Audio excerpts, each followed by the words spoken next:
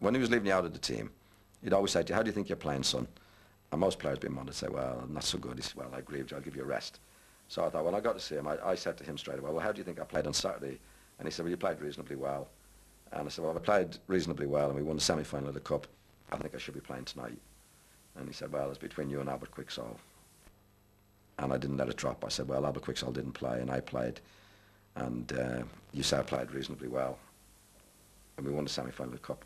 I think I should be playing. And he said, well, okay, that's it. And that was cheek to Matt Busby. And I think that was more or less the nail in my coffin, really. His voice wouldn't rise, just look at you and explain it to you. But you knew that there was always a steel in his eye. He had a steely look in his eye, I think, Matt, when he had a very gentle face, Matt, but he had hard eyes. I thought he had hard eyes. And when he looked at you, you knew that he wasn't pleased. I knew he wasn't pleased about it. To Styles, the right half. In 1961, the FA was finally forced to abolish the maximum wage. Now players could be paid decent money, yet Busby remained determined to keep his club's wage bill down. Before the maximum wage was abolished, Matt used to have a meeting with the players and he'd say, it's ridiculous, this maximum wage, you lads should be on 100 quid a week. Eventually we the senior players were called to the little gym by the boss after lifted the maximum wage, and we were told we would get the princely sum, £25 a week. Unhappiness at United was eased in 1963 by a hard-fought victory in the FA Cup.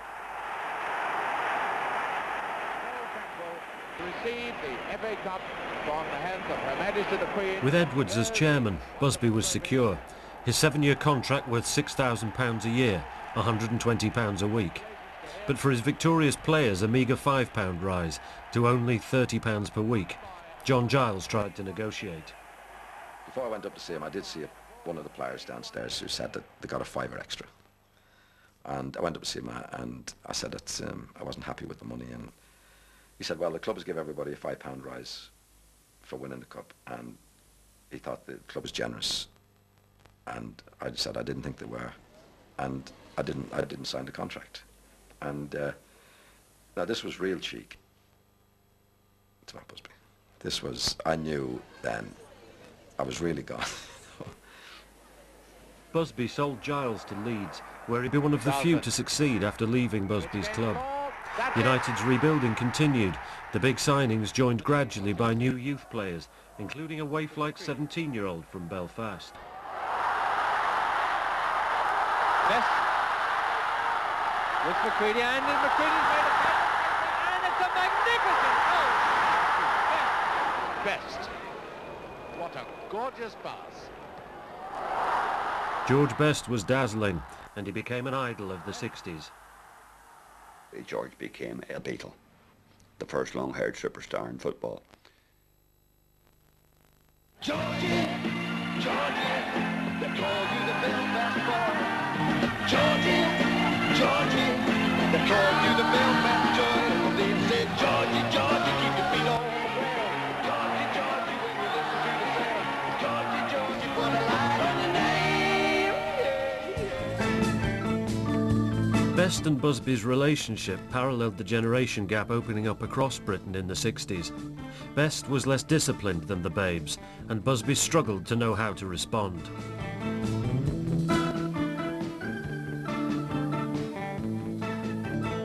He seemed to lose, that feeling of ruthlessness, like with his discipline. He seemed to, oh, George, that's something I noticed. That's the first sign I noticed when he should have been a little tougher with George. Best's champagne years would collapse to an alcoholic end. Georgie finished as a player at 28.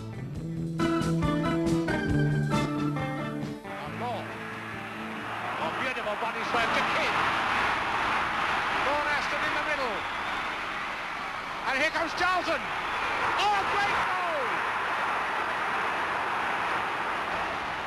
goal! Busby's simple philosophy was overtaken in the 60s by schools of football science elsewhere, but United's talent was still brilliant enough to win 2 championships. Busby pushed the players hard, offering cortisone, a painkiller which made it bearable to play through injuries. The knee itself, I think, should have had an operation on. Should have been operated on. I had an injection, a pain killer, cortisone, and I remember that's what I had, and I wouldn't have any more. Defender John Fitzpatrick suffered a serious knee injury, but was determined to fight his way into Busby's team. You used to get 1 or 2 injections, cortisone injections. It helped because you wanted to play. And after a period, you didn't take any more cortisone injection because you didn't want them. The cortisone gave you strength, it put the pain away, but I didn't have much of that at all, but it did help me, and it helped me get back playing again. The European Cup was Busby's holy grail, United's public redemption from Munich's despair. 1968 was the last chance. In March they travelled to Górnik, Poland for the quarter-final. Why I went over to Górnik, I don't know. I could hardly walk. Yet I was sitting on the bench, you know, freezing cold. When I saw the pitch, I finally got over there and I saw the pitch. It was just a sheet of ice, covered by snow. There was about 100,000 people in the stadium, all baying for our blood, you know. And I thought, there's no way I could stand up on this. And I just said to Matt, I can't play. I can't play on there. It's impossible. Well, he said, okay. And he didn't speak to me for a week afterwards. Busby turned instead to his reserve, John Fitzpatrick. It was about 3 foot of snow, and the game should have never been played, but the boss had persuaded the referee, we're not coming all this way not to play, we've got to play. And he says, you've got a very important position today, John. He says, you're playing against one of the best players in the world, and Lubanski was one of the best players and the quickest. But Jimmy says, you know what to do, just sort him out. And I'll never forget that, and I did. I sorted him out in no uncertain manner, and it was just an unbelievable victory. Bill Foulkes was fit enough to score a famous goal to beat Real Madrid in the semi-final, but John Fitzpatrick would not make the final. So the boss says to me, he said, well, why don't we send you down to London, to Harley Street, to Sir Oswald Clarke? He looked at the x-rays and he said, I'd advise you to pack up. He said, because if you don't, by 30, you'll be in a wheelchair. And it was a difficult period because for playing for one of the greatest clubs in the world, finishing was difficult, as you can hear by my voice. Players and supporters wept at Wembley in May '68 when Matt Busby led Manchester United to become the first English club to win the European Cup. For Busby it was the culmination of a life's work, a footballing odyssey begun 50 years earlier, and the triumph was achieved just 10 years after Munich. I'm not saying it laid the ghost, but it was the Holy Grail. You know, everybody used to talk about the European Cup, and we had a few goes at it. I think that the year that we won the European Cup, we were fated, and everybody said, well, this is right, you know, it should be, it has to be, and this is it. What a goal! United in the lead, and that wasn't all. Bobby Charlton made it 4-1. At last, Matt Busby, the maestro of Manchester United, had groomed a team great enough to beat Europe's best. He was king of soccer. His wonderful 11 men were all princes. This victory didn't belong only to Manchester United supporters. This was a win for Great Britain. It was like a responsibility. As if we had to do it, you know, and we did it.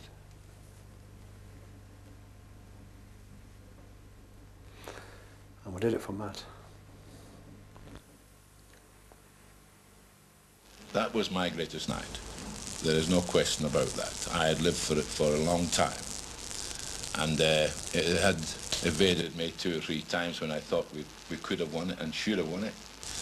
And this was the culmination of all my ideas, my ambitions, was winning the European Cup.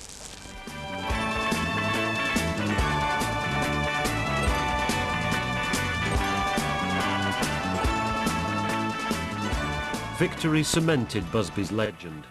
He was a national hero, knighted for his achievements, admired as a man.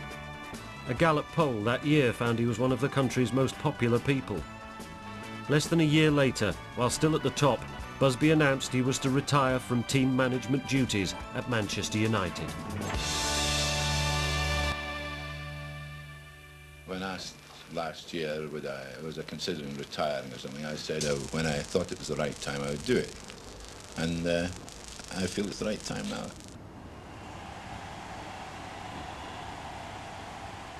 Busby could not afford to stop working altogether. He had earned well but gambled plenty. He was given the title General Manager and quietly handed the souvenir shop as a retirement present. But there were no nest eggs for the players. If you were at a club for 5 years, all clubs, majority of clubs, you get £500 loyalty. And if you were 10 years, you got £1,000 loyalty. Well, I was some months short of 10 years. So I still thought I would get for services rendered £1,000, but I got £732. There was nobody kept about it. There's no one kept about it out of sympathy. When it came my time, it was goodbye and God bless you and out the door. Whilst the club was successful, whilst I was successful, I was wanted. When I wasn't as good as I had been and wasn't required, it was my time to move on. Sentiment didn't come into it. What had happened at Munich on an airfield did not come into it.